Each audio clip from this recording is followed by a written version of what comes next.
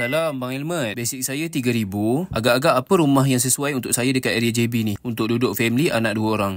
Okey, jom saya tunjuk satu rumah ni. Korang tengoklah car posh ni. 1, 2.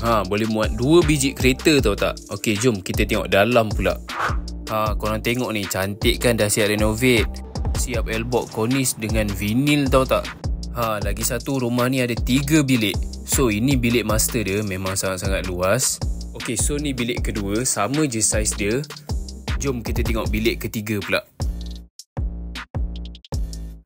Untuk bilik ketiga ni kecil sikit, tapi kalau untuk satu orang duduk memang tak ada masalah.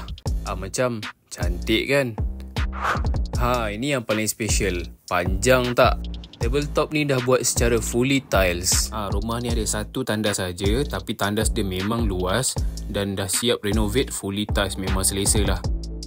Tiba-tiba rasa nak berak pula. Jap, korang keluar, jangan kacau saya Okey guys, sementara tu tengoklah dapur dia, memang sangat-sangat luas. Nak letak apa, peti ais, mesin basuh, semua boleh. Apa lagi bang? Terus on lah bang. Kalau korang nak cari rumah, ingat Abang Helmet. Ciao.